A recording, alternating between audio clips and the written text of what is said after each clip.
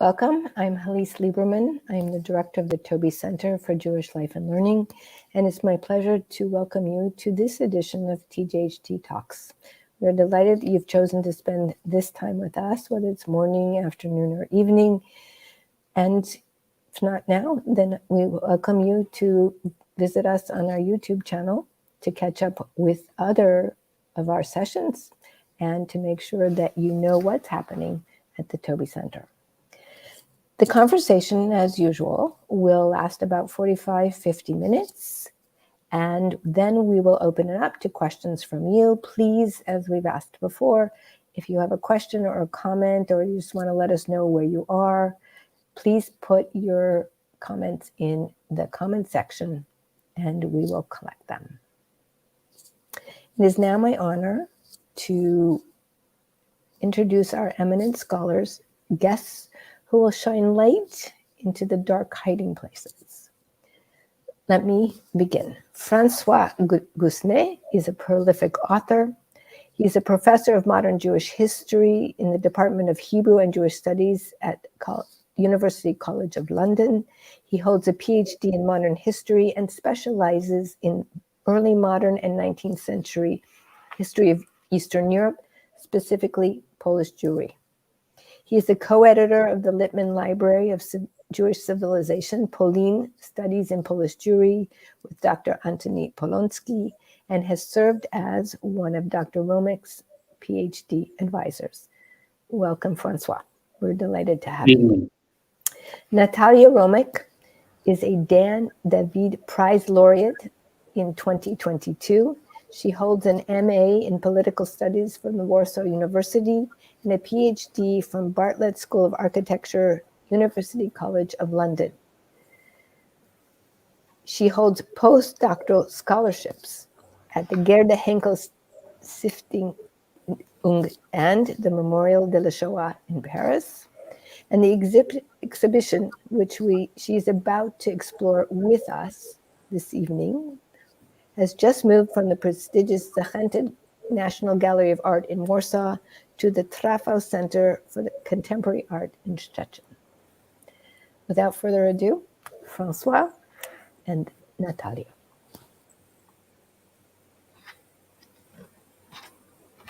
The mic is yours. Thank you. I would like to start with welcoming everyone. It's a great pleasure and honor to be conducting this conversation with Natalia, who, as Elisa has already pointed out, has been a PhD student at University College London. And what we are going to investigate tonight or today in this meeting, is her work on Jewish hideouts. And Natalia has prepared a visual presentation of these objects, which were exhibited at the Zacheta Gallery. And we will start our conversation with a review of these objects. So Natalia, I hand over to you. Yeah. Thank you, François. Good evening, good morning. Thank you for this invitation, and I'm very happy to be here with Professor François Guesnet, who was my PhD supervisor at UCL. I have worked on the thesis Post-Jewish Architecture of Memory within former Eastern European shtetls. My research and practice are dedicated to the investigation and also preservation of the Jewish memory, especially its material and architectural traces. I'm particularly interested in reviving the forgotten legacy of the shtetls, a small formerly Jewish town. My practice, I often use mirrors that reflect the forgotten past while giving an aesthetical entry point to often tragic histories. Now, I would love to share with the audience my presentation and telling a bit and sharing, first of all, my project Nomadic Shtetl Archive, which presided my research on the architecture of hiding places as my forays into the site-specific research at the junction of Jewish studies, art, and as well architecture. These designs resonate to this date in both the aesthetics and methodology employed with the mediating as well with the architecture. A few years ago, I traveled through a dozen of the small towns together with Nomadic Archive, a mirror cloud vehicle to bring back memories about Jewish past. The Nomadic Archive, realized with the Senna Collective, is a piece of mobile architecture we've traveled in southeastern Poland. The archive is built of a mobile trailer.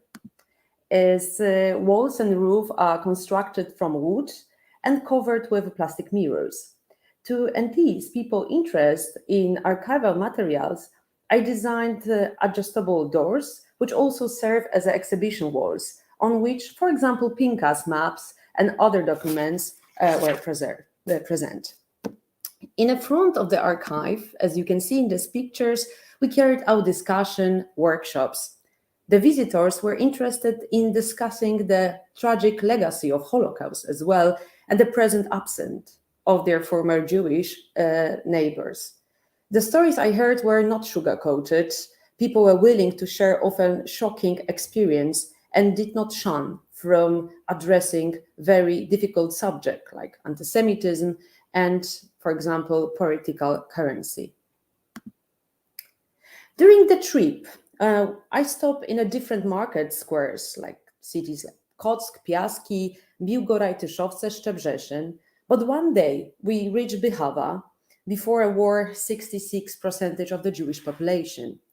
During the conversation about localization of the mikveh, somebody brought to me documents of a Jewish pupil found in an attic in the former hiding place of one of the Bychawa house during the renovation.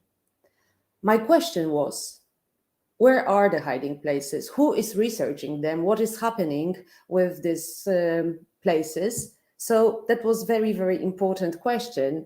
And in the end, I have no answer for the next few years. It's very important to underline that artist, architect, or historian never create alone. Scholarly research is always dependent on collaborative effort and support in practice and theory that often remains invisible to the public. Donors, curators, research specialists, and friends stand behind every artistic work. This exhibition, Hideouts, the Architecture of Survival, it was through many years a group effort that we were able to explore the history and architecture of the 9 hiding places. Not only in Poland, but also in Ukraine, and in which Jews hid during the Second World War. The project was co-created with a team of curators, Kuba Schroeder and Stanisław Ruksza, and researcher, for example, anthropologist Aleksandra Janus. It also engaged dozens of experts who contributed to the multi-phase research process in Ukraine and also in Poland.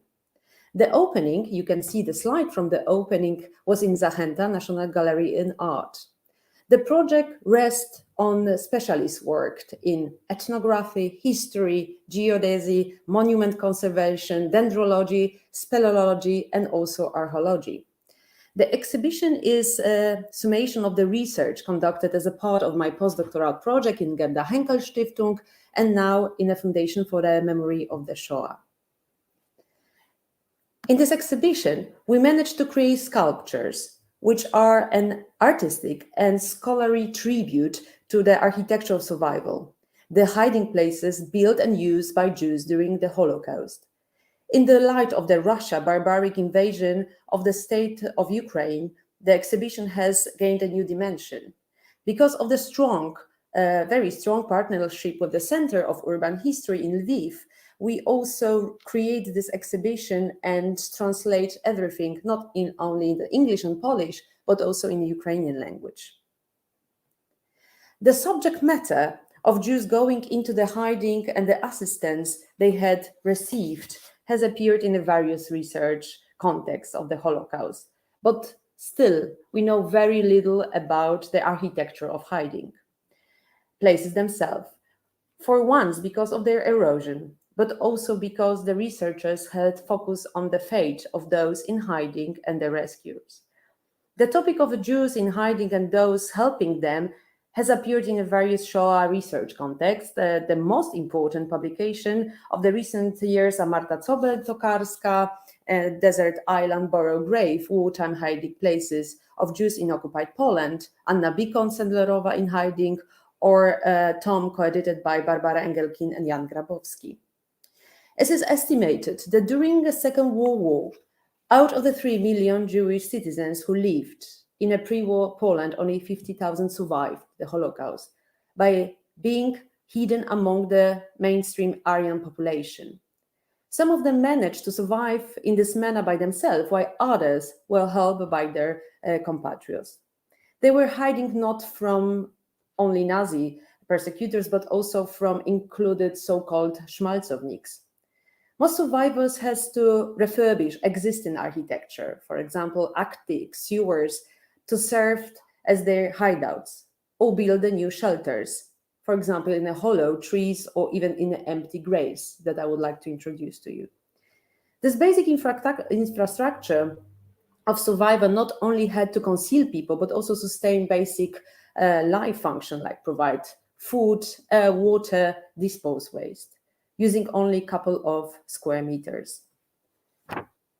Here you can see a bit like artistic and abstract form of the geographic focus of my research in Poland and also in Ukraine. So now I would like to move with you to Podkarpacie region and share the story of the Joseph Oak tree.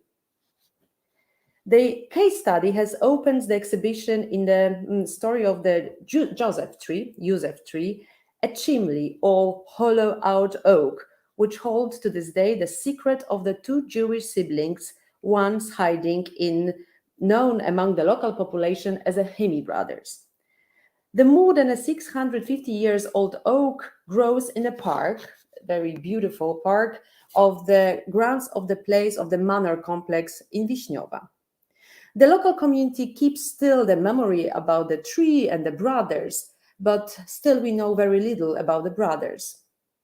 In a written statement in 1961, found in Washington 2 years ago by the journalist named Julian Peltz, we can find his testimony about the tree that actually he saw a human presence. Exactly what, we don't know from this letter. Mainly probably stairs. Things that could not be found in archives, it's, I think, a very good example, we discovered through the cooperation from experts from many fields. Here you can see the picture with the dendrologist and myself, Jerzy Bieńczyk. We managed to look after the oak and implicate inside the tree endoscopic camera. Inside of this oak, we discovered several wooden steps supported by the metal brackets, according to experts, dendrochronologists, made before Second World War. As for the brothers and their name, we were sure from the beginning, out of our work with the anthropologist Aleksandra Janos, that Hemi, the name Hemi, could not have been their real name. We only learned their real name when, this is also a very important moment, when Przemysław Kluźniak, he measured the tree. When Aga Schroeder was taking a silicon mold of the tree, we encountered Dorota and Wiesław Salomon, who were at the time working on the book about the local school, local historians. They were the first to tell us that the brothers were actually Paul Pesach and David Denholz. Their father was Nehemie. So the Polish people in the village, they made a short name of the Hemi brothers. Soon after, we managed to contact the daughters living in New York, Mania Berenholz and Helen Schwartz. They shared with us the family story and also archives. For David and as well for Paul Denholz, who came from the nearby Frischtag, that was probably one of many hiding places. After escaping in 1942 from KL Płaszów camp in Krakow, they hid also in the surrounding forests, fields and farms. So this, and afterwards they emigrate to United States. So it's also very important to underline that the tree, the chimney tree, was not only one hiding place. I envisioned the sculptures as a mirror-like imprints of historical hiding places. Their making involved the use of the classical sculptural casting technique. The exhibited hideout representation are the outcome of collaborative effort of Aga Schroeder, Oleg Konoshenko from Ukraine, and also Rafał Żwirek, a labor-intensive process of applying, first of all, silicone, and, for example, in the tree. Once the silicone structure handed, the gypsum master model and scaffolding were applied to it in order to protect the form of the future sculptures. The final step, accurate one-to-one cast of the hideout, were created from acrylic mixture. They were silver-plated using a method of well-known in a monument conservation and applied to sculptures and sacral architecture. So this process was made by Piotr Pelc from Wrocław. And here in the slide, you can see these two examples. The silver on the cast of the hiding place is for me the tribute to amateur architects who applied tools at their disposal, for example, sometimes spoons, mostly in the nighttime for fear of their neighbors, to build hiding places invisible to the eye of their mortal enemy. And there are also slides from the Piotr Pelc studio from Wrocław. And here you can see the final shape of the Joseph oak tree cast sculpture. Now I would like to bring you to the heart of the Jewish cemetery in Okopowa in Warsaw. In the quarter 41, in a Jewish cemetery in Warsaw, a hiding place was created during the war by Isaac Posner, then cemetery intendant, and Moshe Aroniak. It's very important to underline a stone mason specialist. It was made by widening and breaking up a pit prepared for the grave, which resulted in a roughly square room that could accommodate several people only standing. The ceiling was formed from matzevot, as you can see in the picture, placed on the two tram rails. The hideout provided temporary shelter for members of the Posner and Aroniak families. Posner and Aroniak and most of their relatives did not survive the war. Some of them died on the near of the hideouts. Of them who actually survived, that was only Abraham Karmi. You can see the picture from the last year and also 3D scan measurement made by Przemysław Kluźniak, and the hiding places to the left.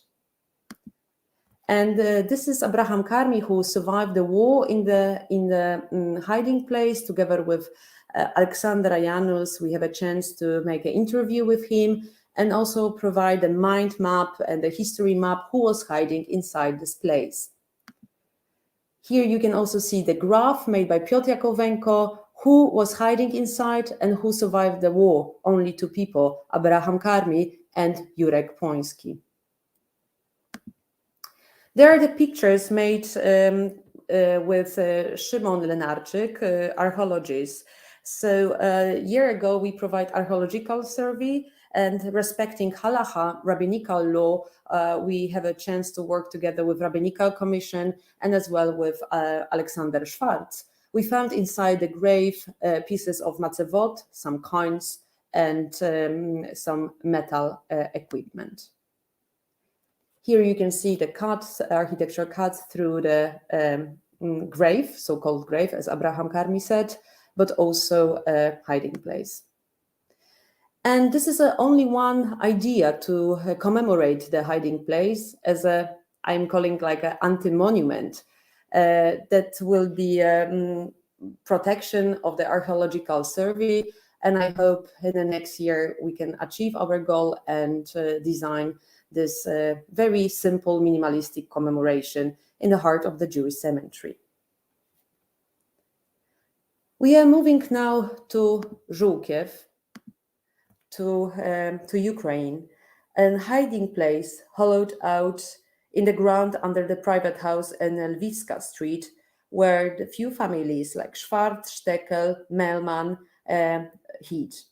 The hiding place was established in a house of the latter, which, in agreement with the people in hiding, was taken over by the Volksdeutsch Beck and his family to provide them with the shelter. Originally, the Melman house had no cellar, and the hideout was hollowed out in a secret from the neighbors. This story is well known because of the book Clara's Wall, wrote by Clara Kramer, but the hiding place themselves was never investigated.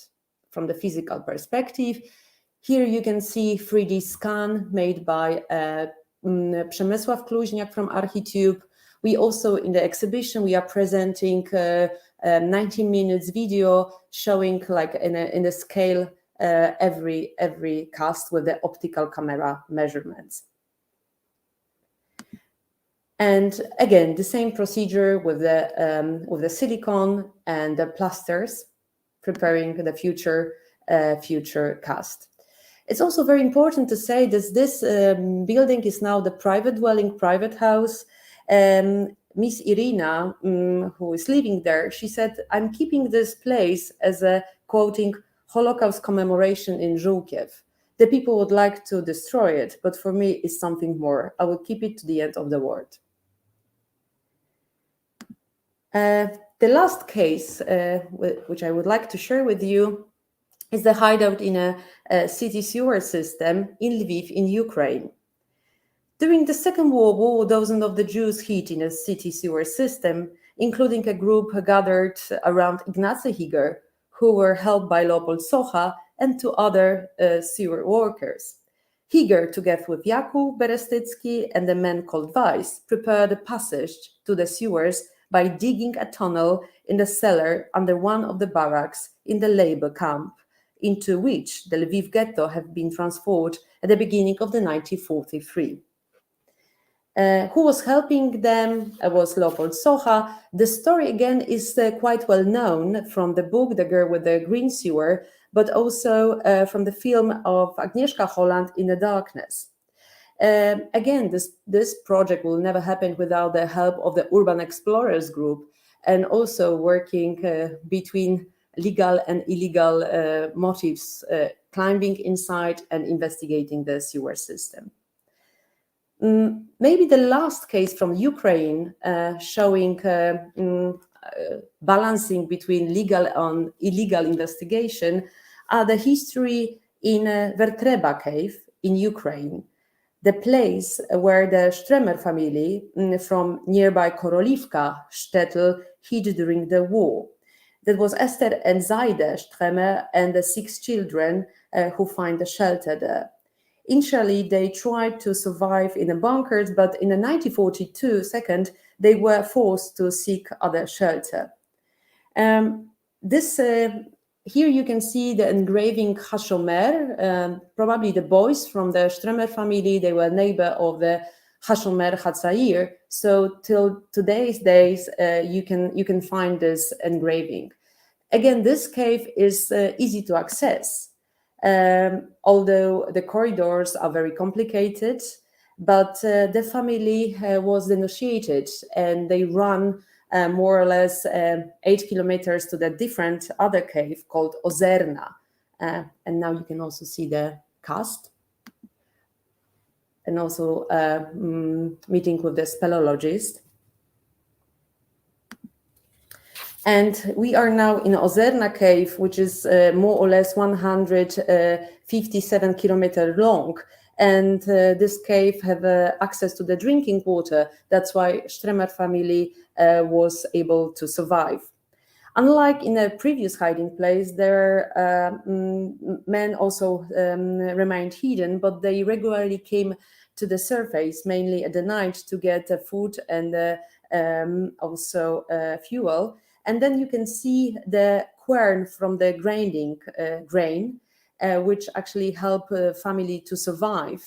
the whole cave is made from the limestone and a gypsum material. So there was only one stone which provided the family. Actually, they also said they survived because of the stone.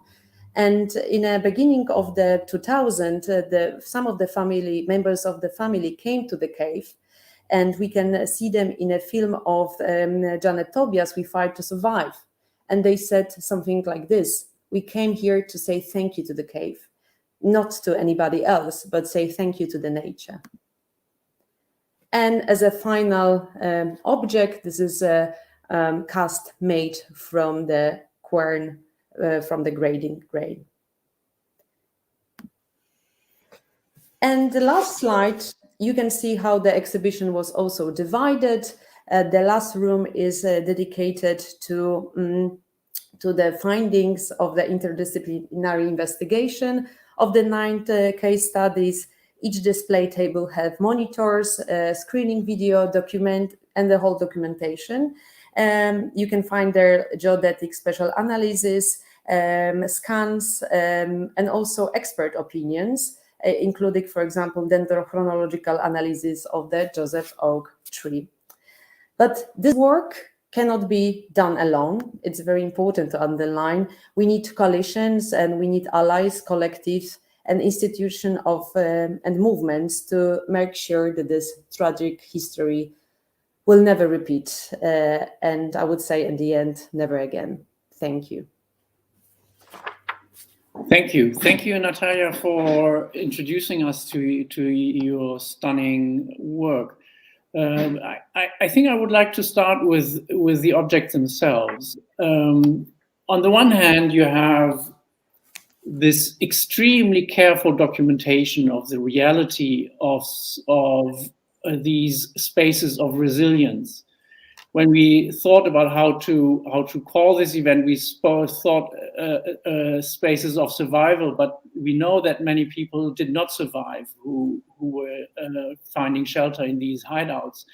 So on the one hand, your extremely careful documentation of the reality of these spaces, but then you go and create these very stunning, shiny silver objects, and you draw the viewer to these objects, which are like large pieces of jewelry to a certain degree. And I wonder how these two, I mean, in a certain way, these are two extremes, right? On the one hand, this extremely thorough investigation, which you have shown or shared with us in your slideshow, and then you take these objects and put them in the exhibition space as isolated objects. What do you think the viewer does with these objects when they come into the exhibition? I mean, these are just, as I said, stunning objects taken from reality, but also transposed and changed. What do you want to do? Do you want to nigdy więcej, never again? Is this, I mean, do you need these objects to do that? No, it's actually very complicated questions, because I treat it, and sometimes I'm called this monuments or sculptures seals. Like in Polish, is very nice pieczęcie. So this is not my imagination of a hiding places, but this is also precise documentation in a different form. The exhibition is divided into 2 parts. One is we designed with Senna Collective, Piotr Jakowenko and Sebastian Kucharuk tables, which possess the whole repositorium of the hiding places. And the cast sculptures or seals are also testimony, and testimony of will of survive.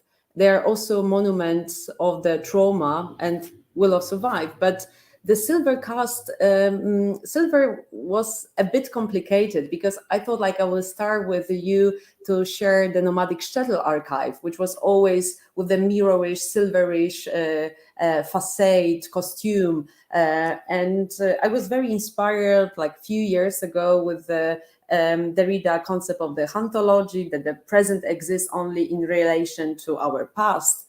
And I believe if I will stop in a Nomadic Zacheta archive in the heart of Kodz, Bychawa, or in a Szczebrzeszyn with the black or red cube, the feedback will be very different. There will be very different conversation. So design and also this silverish facet or the mirrorish facet, I call them very often shames, helper. They help you to achieve the goals, but here in the hiding places, they are not silverish facade. It's very hard to actually recognize our faces in the front of the cast of, for example, sewer system. So I think this is like an imprint of the memory, sort of like a manual 3D cast. But and also, I mean, if I may interrupt, you also dramatically change the object. You dramatically interfere with the original object, so to speak. You put it in a very different place, right? And you, in a certain way, you call on the viewer to engage with something which is, on the one hand, very appealing, visually very appealing, beautiful. These are beautiful objects. The cast of the oak tree is simply stunning, or the grinding stone, or the cutout of the hardwood floor. But everybody knows that behind these beautiful objects, there's a very different reality, a reality of an extremely tough situation, constant life-threatening persecution, the fear of being betrayed, and so on. So this tension is part of the concept. Am I right? Yes, it is. It is. And especially because I prepared for the talk today, like a sample of it's a part of the Joseph oak tree. So you can see with the camera our first test, what we made with Aga Schroeder and also Piotr Pelc. So from the one side is like with the highest quality of the silver and polish the surface of the tree. But from the other side is like very dark. It's actually without color. It's very moldy, without no air, I would say. In Polish, we call it, I call it duszny. It's a acrylic mixed together with the soil. And each color is very different and depends on the lighting system in an exhibition room. So from the other side is exactly what you said, is all this darkest side of the Holocaust and the Shoah, especially in the small places, because my research was also inspired by Marta Sobel-Tokarska and the typology of the hiding places, but I was focusing on the small towns and the villages. And from the other side, this silver played the role of the monuments for the architects. They never were architects, but they started to be building those places, like in the Siemianowice Śląskie, where Kobylec family starts when they work on the preparing the hiding place. They installed independent light system, also independent mobile furniture, and as well ventilation system. So there are monuments for their courage. This reminds me of another project which you headed or supervised, the Bima in Chmielnik, which reflects a very similar, if you want, a similar structure, because you designed a replacement Bima for the synagogue in Chmielnik. But this is not the object itself. It's done in glass. So what you have is an image of a destroyed Bima, which is visible because it is there as a structure in the space. But you see through it. It's a stunning object as well. And so the absence of the destroyed Bima. So the reality of the destruction, the reality of the absence is undeniable. It's not a Disneyland Bima. It's the absence of the Bima, but it is also a reflection of the Bima. So there I see very strong similarities, and in your procedure, and obviously this object is as well an extremely careful reconstruction. I think those who have not seen the exhibition, it is worth pointing out that what you see in the vitrines, we had one glimpse into one of the vitrines, is part of the extremely careful documentation which Natalia and her team have conducted. So the safeguarding, documenting of objects which were found in these 9 hiding places of very, very different character. We can't obviously in the course of 1 hour discuss each and every one in greater detail, unfortunately. And I'm very grateful that you, among others, chose the cave in Korolówka, because this is a cave which also features in Olga Tokarczuk's, the winner of the last Nobel Prize of Literature, the book about Jakob Frank, which features very prominently in this book. So you engage with objects which resonate with, obviously, with the very dark history of the persecution of Jews across Europe, and especially in Eastern Europe. But these spaces, as you work in the shtetls, reflects the much longer, more complex history of the Jews in Poland. So this is part of a much more complex undertaking. The difference I see here between what you described as you described your nomadic shtetl project, there you went to the people. You showed maps, you showed images, you showed films, if I'm not mistaken. You engaged in conversations. People engage with you in conversation. So here in the Zacheta exhibition, which will now be shown in the Trafo station in Szczecin, you put something in a room and you have the people go there. What do you think is the difference in how people engage with what you want to, with the story you want to tell? In both cases, I think people play the role of the co-researchers. The last 4 months in an exhibition in Zacheta, we received 7 new cases of the hiding places in Poland, also Lithuania, and in Ukraine. So the project resonates that what you said, in a very opaque, different way. So the people are coming to the Zacheta and they are leaving the notes, phone calls, and I see that the project is actually developing, and this is not the last. This is not the end, which actually I hope in the next year we can start the new investigations. But it's also very important that in Nomadic Shuttle Archive, the audience played a role as well in a co-researcher. So this elements stay the same. But working with the specialists from the different fields, I treat this amazing group, especially with Alexandra Janus, as well as a co-researchers. So that was a very long procedure. And of course, that was my postdoctoral project. So it was a very different strategy. And now also with the Foundation of the Memory of the Shoah. But I'm always underlining this, the group of the specialists. And for example, without Urban Explorers Group providing us inside the sewer system, we will never achieve our goals. Especially historian Anna Tichka, she found 2 months before the opening of the exhibition elements left by the Higer family inside the sewer system, bottles, light torch, and also toys, which we are presenting in our cases in exhibition. So this is also this element of the exhibition and the research that is between what is legal, what is not legal, how to work with the local enthusiast, which is very challenging. Yeah.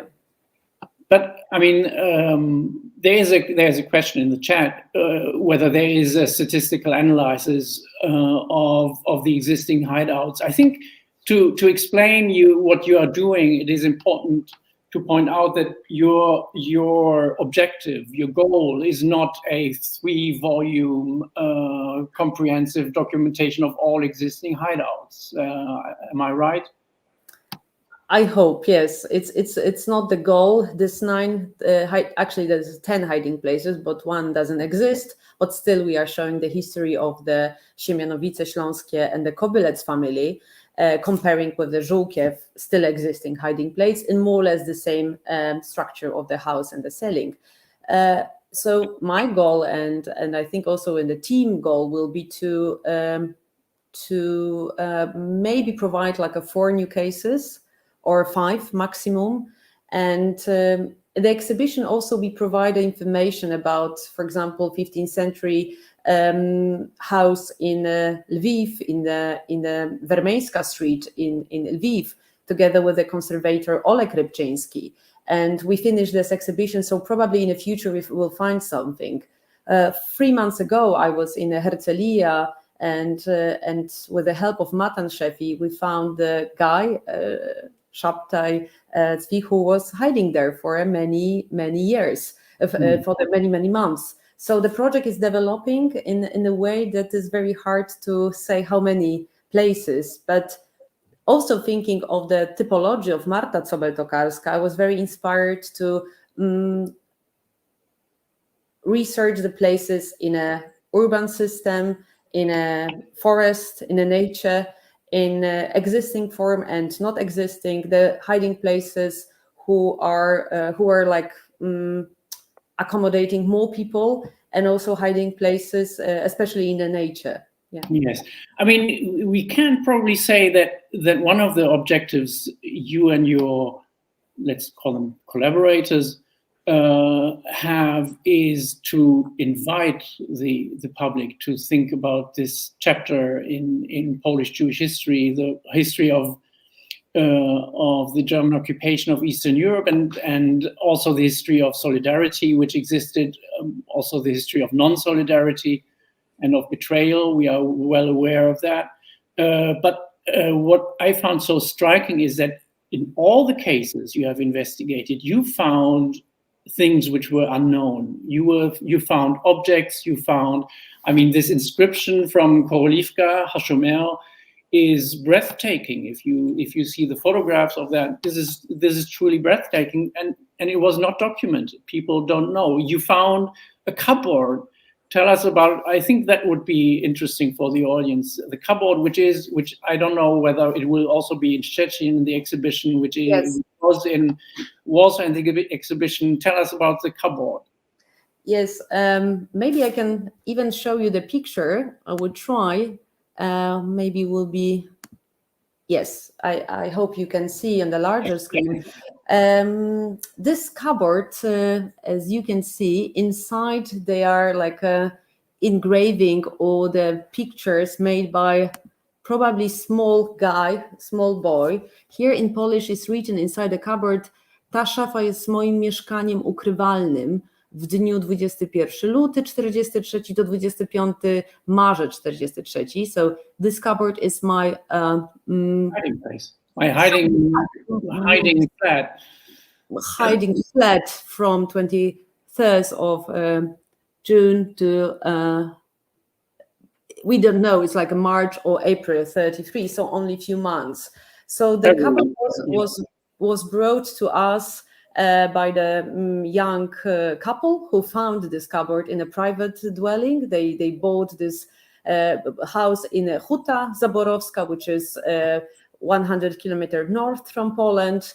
And they called Polin Museum. In Warsaw, we found this object.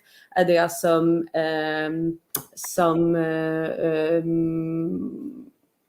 figures of a woman, the man with the Jewish man with the horse. This also the story of Tom Ciopaluk. Also, sex scene is inside. And we are providing now investigation with Aleksandra Janus and Dr. Nader from Warsaw School of Art. Who was this boy? Because we know now that was probably like 11, 10 years old boy. And from the Huta Zaborowska, together with Jewish Historical Institute and Mata Shefi, we try to find this person now.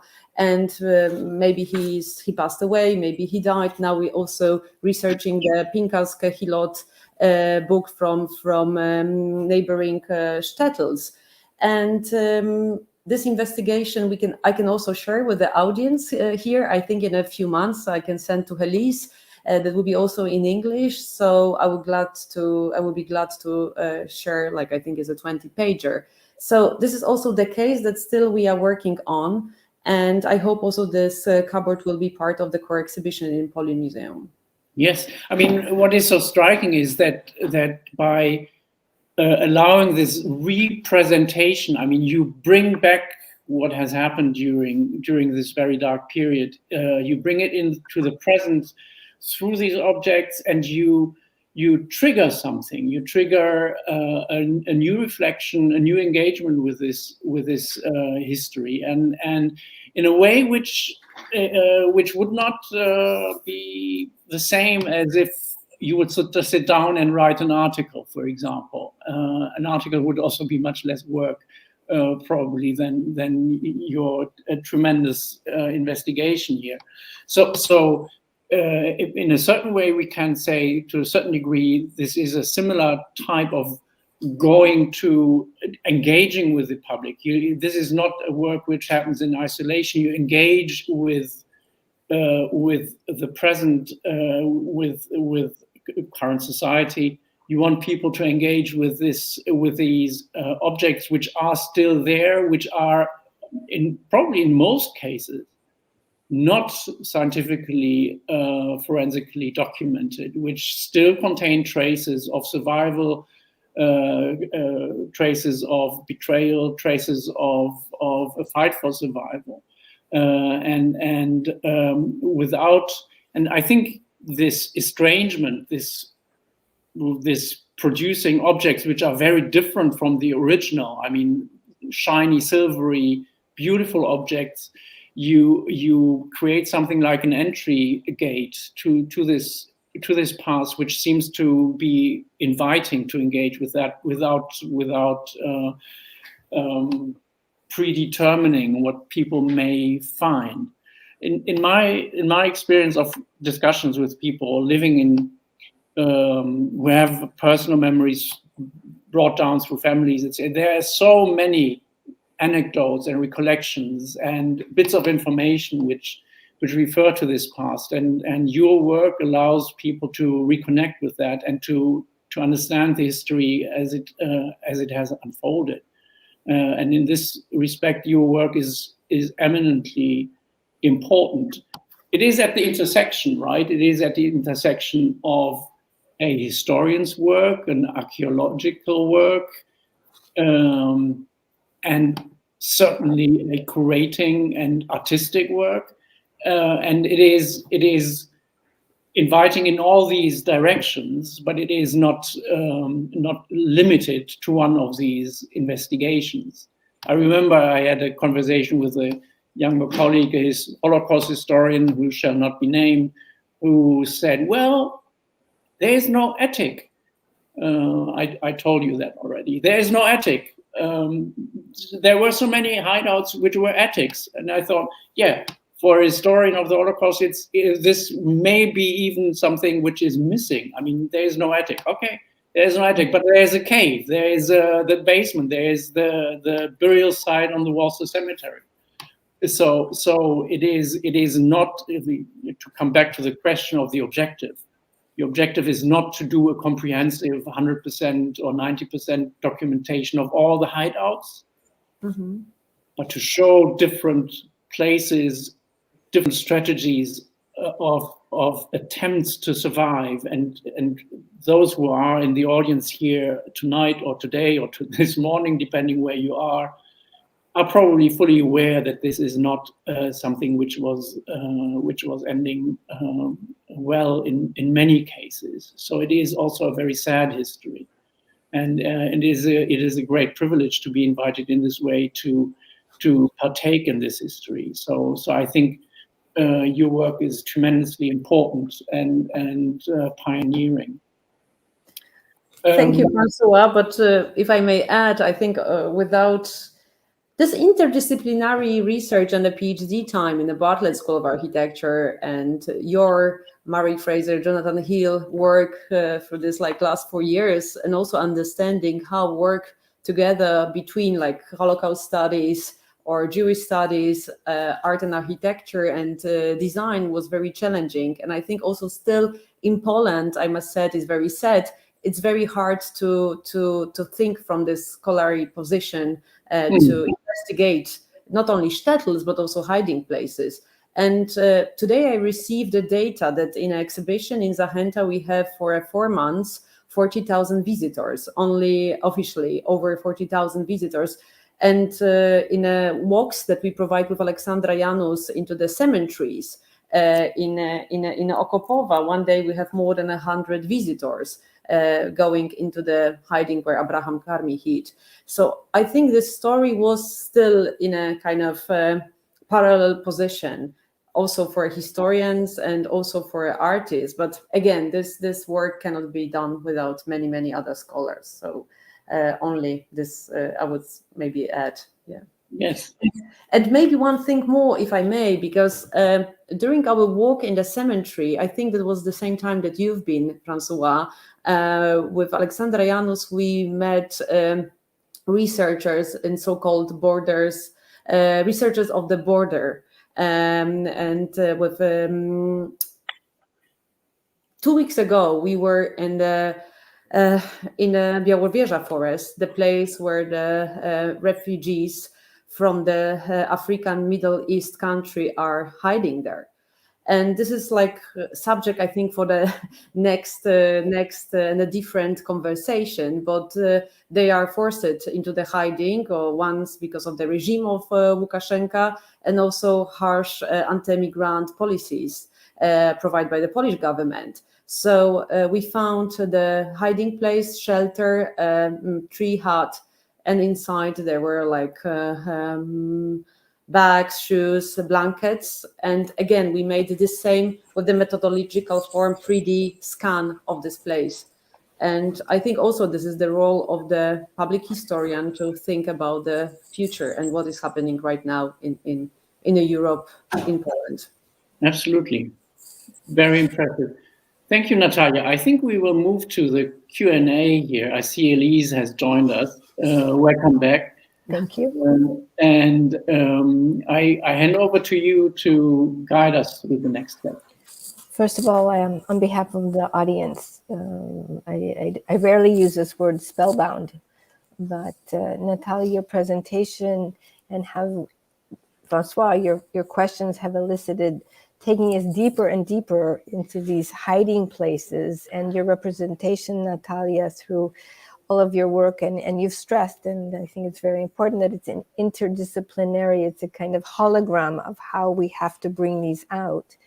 I think you brought to the audience this sense of immediacy, and you noted just at this very last comment about the fact when we spoke about you're going to the forest to research and sort of, what does it look like, what's inside, who's been here. You really bring to all of us this immediacy that the hideouts are not of the past, and people are still needing safe spaces, people still need hideouts, people need assistance to make sure they are sustainable. And so I ask you both these questions, historians coming from so many different spaces. We're in a time now where many things are being challenged. And this space on the Belarusian border, the spaces that Poles have kind of carved out in their homes for Ukrainian refugees. These two are hideouts, maybe they're in plain sight. So to both of you, I think it's sort of, how do we, who would like these stories not to be stories of the past and not research of the past, and I understand statistics are important, but these are real people, real lives.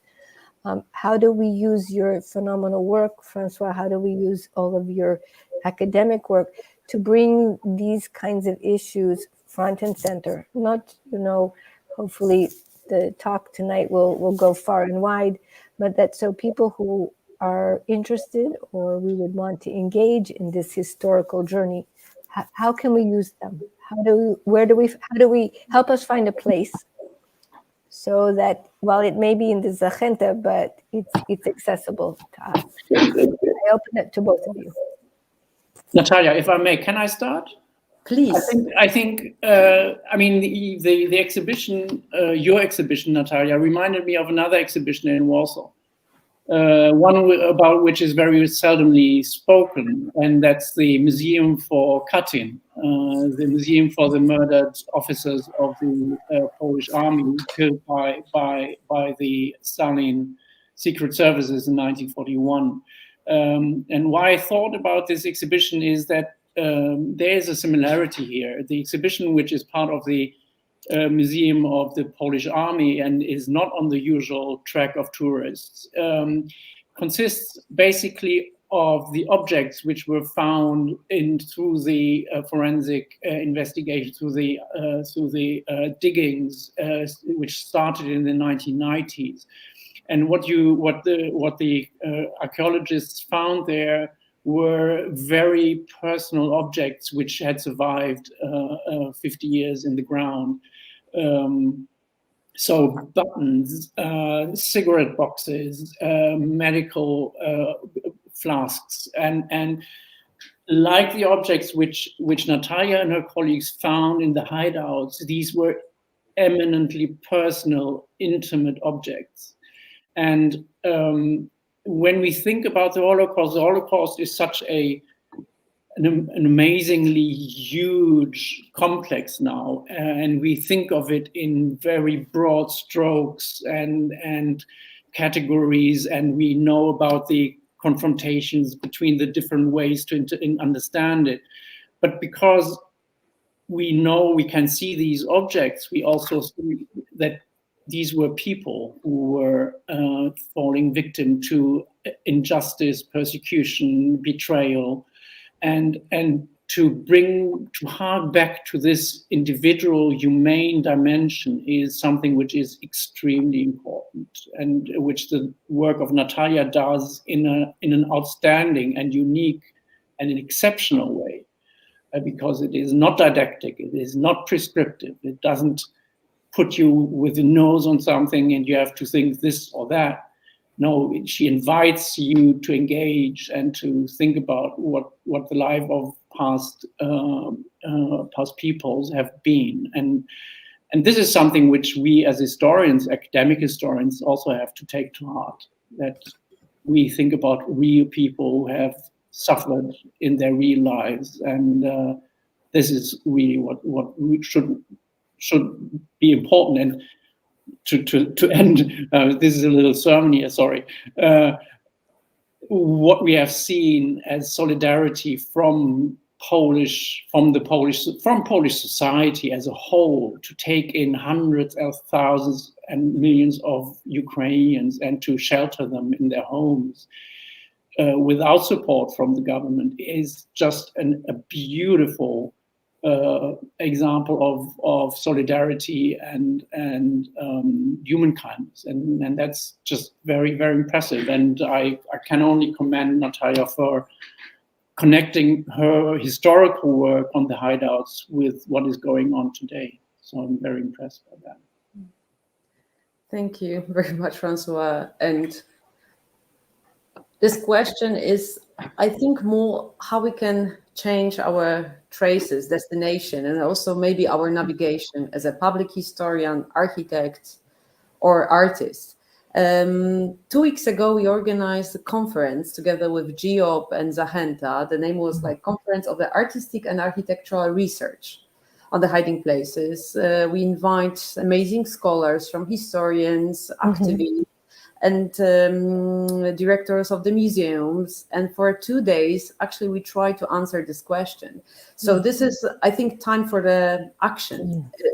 This is the time to also change our trajectory in the way I think will be somehow maybe easier for me and Alexandra Janos to research a new case in Będzin, for example, now with a Supermana Gate. We were there like a few days ago, but I think it's also our duty to research the places in Białowieża and nearby Polish-Belarusian border line. So the exhibition is moving now to Szczecin, to the Trafo station, transformation station, in the Museum of Modern Art. And then we will also like to invite the activists and prepare the proper discussion about the hiding places as well in Ukraine. There is a question in the chat about how whether there is scholarship about the hideouts themselves, and I think this is a question which is answered in many studies. Also in the documentation of accounts of survival, that being in these spaces was an extreme situation. Natalia, you can say more about that. I mean, the reality, what it meant to be in a cupboard for 2 months, or in a grave for many hours every day. This is something which must have kept you not awake at night, but which, I mean, you must have thought about this a lot. Yes, I think I remember a few years ago your advice, and also maybe there's also Jan Gross. There's like the darkest history of the Holocaust, except concentration camps, and researching the testimony from the hiding places. And it was a very important advising, like maybe Natalia read it during the day, because I don't remember now, maybe it was probably 100 of the testimonies, book, letters from the hiding places, all recollected after like a Heika Klinger, for example, in the Siemianowice Śląskie. They are like, of course, many of them. But I think also now, I said at the beginning, the work of Marta Sobel-Tokarska, this Borough Grave, Bezludna Wyspa, it's now I think it's only in German and in Polish, but still I think it's one of the most important books, not only showing the typology of the hiding places, but also her archival research. She was joining us in a conference, and actually that was something very crucial. She changed her papers about the typology of the hiding places into the statement what is happening now in the Polish-Belarusian borderline. So that was very touching, very important momentum. Yeah. But I hope in the next year, but maybe in a year and a half, I was working in a few articles, and now with the Shoah Foundation in Paris, I hope that the book about the hiding places, not only about these 9 cases, will appear. And I will strongly work with this, with archaeologists, speleologists, with Alexandra Janus, I hope also with Luisa Nader. And maybe will be also different approach to the audience to read this book, and also to investigate together with the audience the survey that we would like to provide, not only from the Warsaw, Siemianowice, but also from Ukraine, small cities, or the cities like Żółkwa. I mean, there's a question in the chat whether this will be published as a book. There won't. I understand there won't be one book about the exhibition, but as with all other projects you pursue, Natalia, there are so many ramifications. You touch so many people with what you are doing. Who are? I mean, there has been a documentation in Arte, in the Arte TV station, about the hideout on the Jewish cemetery in Warsaw. You plan a monument, a commemorative site on site. So if there is not a book, there will be still many other outcomes of this project, and this is a hallmark of all your works, that it always continues. It's always a living social plastic. And this is because you are an artist as well, not only an excellent historian and architect and curator, but also an outstanding artist. I don't want to stop our conversation. I don't think our audience does, but I think that we know we will come back to both of you to explore more, to think about all the topics. The fact that I echo what François has said, that your work is the ripples. It's like dropping a stone in a pond, and the ripples are just extraordinary. And it's really our responsibility to make sure that they continue, and that they find a space that they will create their own mark. So we would like, my team and I, the TJHTalks team, Jakub Wyszak and Aga Pieczak, would like to thank you both for your time, but really for sharing your experience, for making questions help us even dig deeper into the wonderful work, Natalia, that you're doing. We're grateful to our audience. We thank you for joining us, and we look forward to seeing you in August. If you'd like to support this series, please do. We will send you information in a follow-up email. And to all of you who would like to share the link, you will get it in the email as well. And may we all go from strength to strength. Yes. Thank you. Thank you very much. Thank you very much. Thank you, François. Thank you, Pleasure. Elise.